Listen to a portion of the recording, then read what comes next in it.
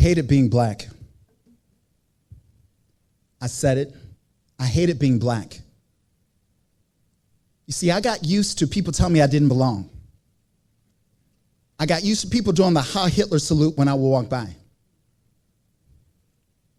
I got used to people telling me to go back to Africa.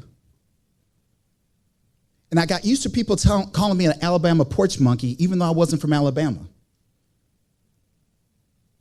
And I've been called the N-word so many times that I actually thought about changing my first name to the N-word just to make it easier on people.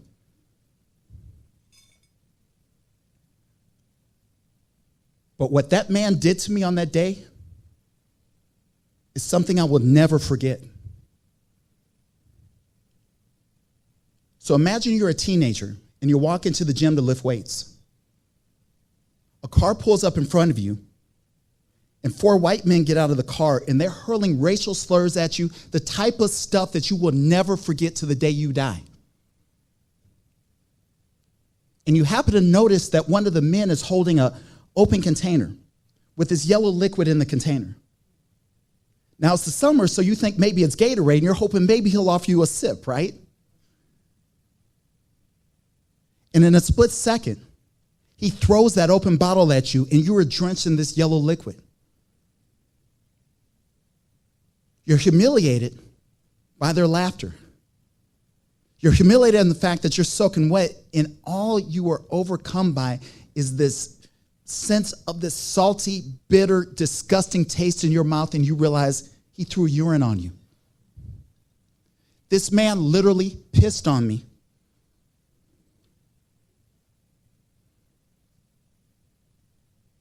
Now, folks, you might be wondering where all this is coming from, so let me explain to you. My family was the first family to come to Dubuque, Iowa under the constructive integration plan, whereby they were going to recruit over 100 black families into the city over the course of 10 years. Now, your next thought might be that this was something that happened in the 1950s or the 1960s, but y'all know I'm not that old. Come on now, right? I might not have any hair, but I'm not that old. I'm 49 years old, so roll with me for a second. This actually happened in 1991. I was a senior in high school in St. Louis, Missouri. My mother was a nurse and my father was a grade school principal. And my father's greatest dream was to become an assistant superintendent of a big school system. So in 1991, Dubuque, Iowa came and they recruited my father to be the principal at Irving Elementary School.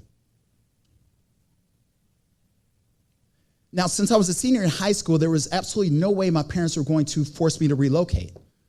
So my parents decided that my mom and I would stay in St. Louis, and we would move my father to Dubuque.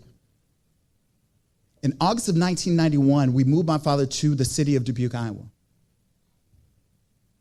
On his first day as principal, he discovered that not only was he the first, but he was the only African-American employee in the entire school system.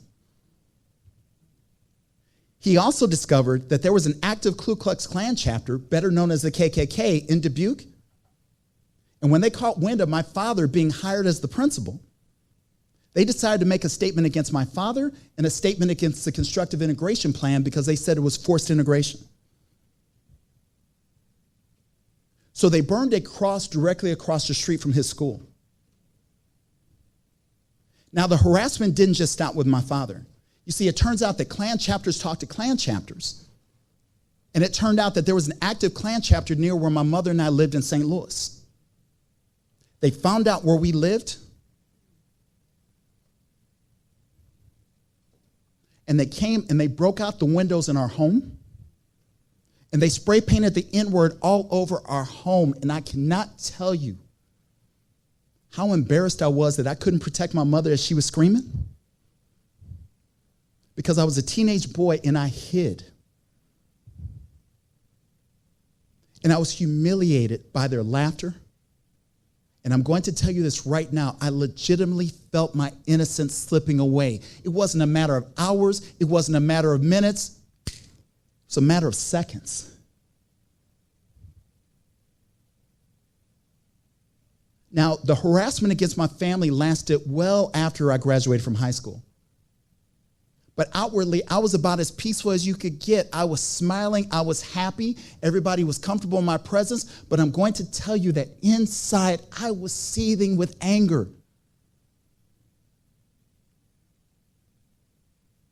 I was scared to death to connect to people. I wanted to connect so badly. We believe in brutal honesty, so I'm just going to give you my brutal honesty. It wasn't that I was scared to connect with people. I was scared to connect with white people. Because it wasn't just what the Klan had done to my family, it was also what people in the city of Dubuque had done to my family. I wanted to give myself. I wanted to be open. I wanted to trust, but I was scared to death that somebody was going to hurt me. And so I threw myself into my academics, and I lifted weights you would swear that I was trying to lift the world. I would have people come up to me and they would say, "Why do you lift so much?" And I would give the politically correct answer of, "I'm just trying to be healthy."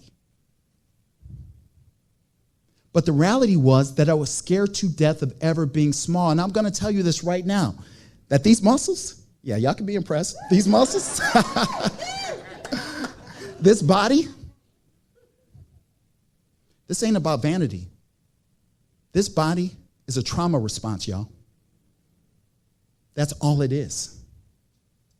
You see, trauma manifests itself in multiple ways. But in every way that it manifests, it's our mind and our heart's way of trying to protect us. The way my trauma manifested itself was through anger. Does anybody here know anybody who's angry? Raise your hand. Keep your hand up if you happen to be angry yourself. Here's what I'm going to say to you. Forgive yourself and to forgive that angry person that you know. You show me an angry person, I'm going to show you a hurting person. Because anger is nothing more than calcified hurt. That's all it is. Now, I came to this point where I needed to let this go, but I didn't know how to go about doing it. So I'm going to tell you, I finally found the beautiful thing called therapy. It just took me 20 years to get there. Right? Now, don't judge me. I was raised by Southern black folks. And if you know anything about Southern black folks, they don't believe in taking your business out in the streets. You keep it at home. Right? But through therapy, I was able to identify my anger. I was able to identify my pain. I was able to identify my humiliation. And even though I was in my 40s, I discovered that I was still that teenage boy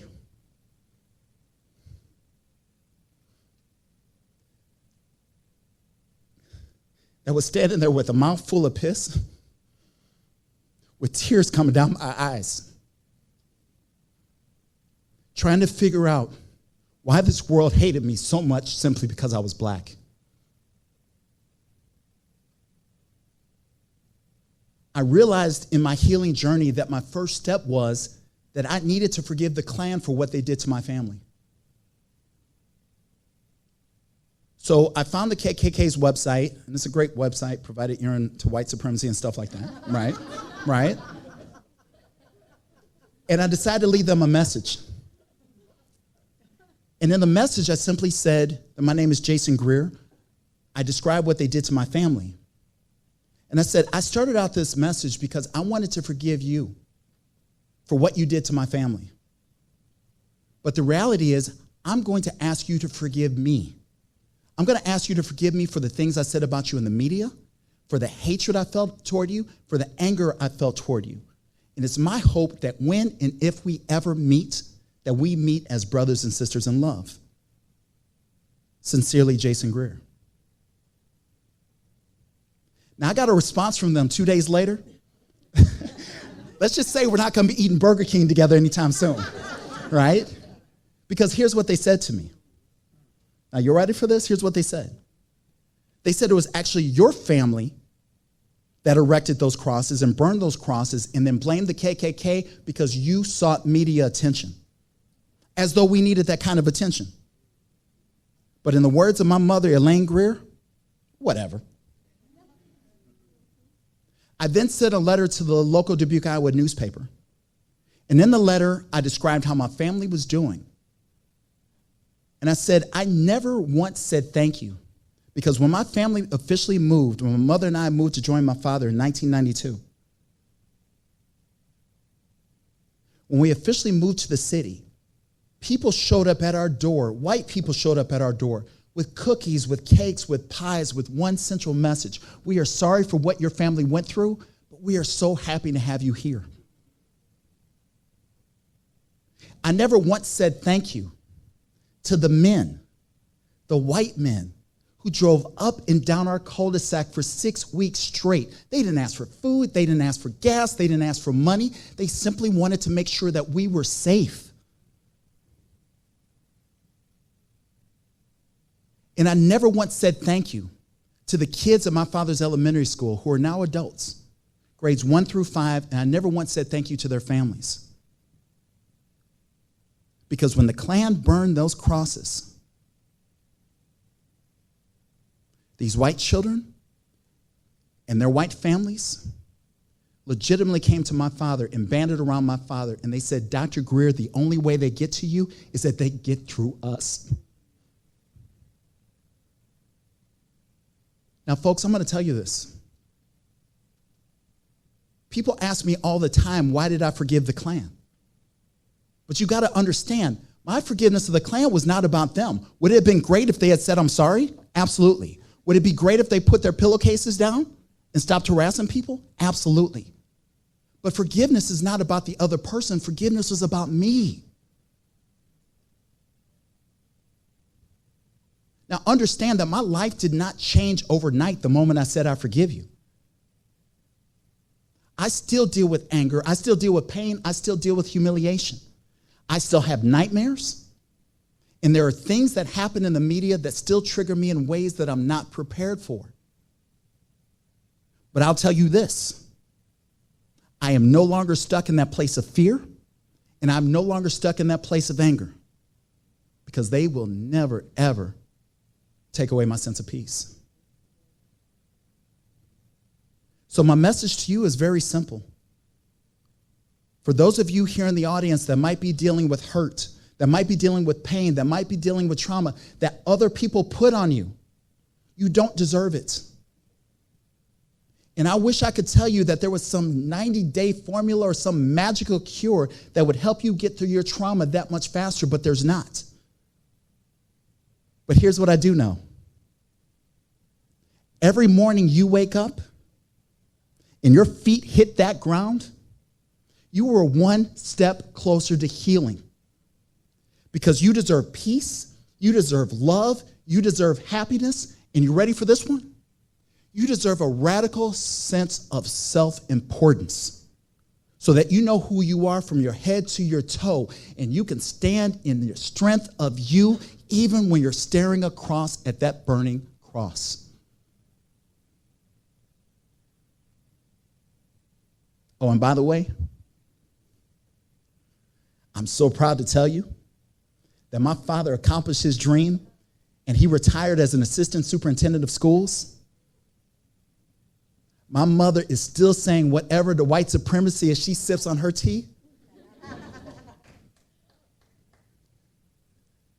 And I can say beyond a shadow of a doubt, I am so proud and so in love with this beautiful black skin that I'm in.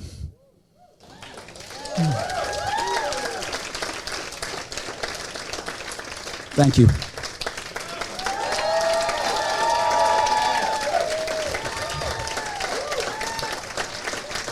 Thank you.